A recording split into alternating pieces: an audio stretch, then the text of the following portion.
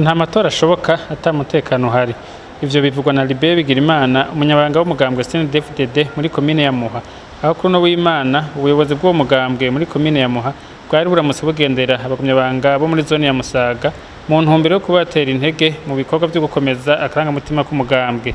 Warongoye umugambwe CNDD-FDD muri komine ya Muha akaba asaba abanyamusaga kwama bateramiye amahoro igihe cose na hose.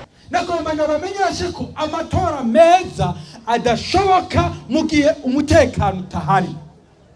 Igihe umutekano wahungabanye, nagira ndabamenyeshe ukuri ko atawuja gutora.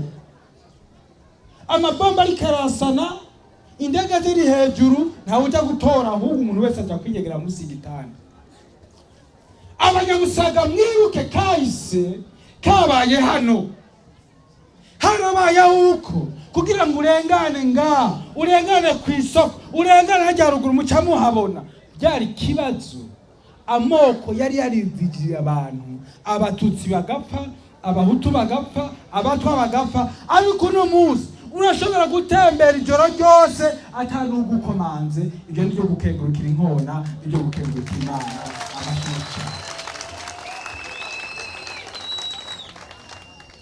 Dutaramira amahoro. Umuntu azokwiyumvira guhungabanya amahoro n'umutekano, yaba umututsi, yaba umuhutu, yaba umutwa, uwo tuzomufata nk'umugizi wa nabi. Abagumyabanga tubahamagarira guhagarara neza, ntitwemerere umuntu agomba kudusubiza inyuma.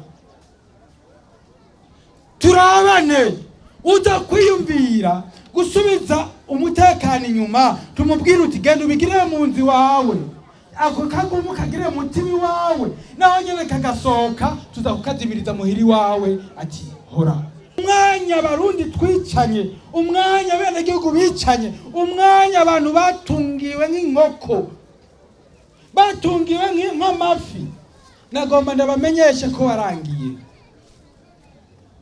Dutegerezwa kubana mu mahoro n'umutekano, dutegerezwa kwiyumvira iby'iterambere. Nagira shimire indongozi, abagumyabanga bakinyarugamba bahurikiye muri koperative Vaso na Sam.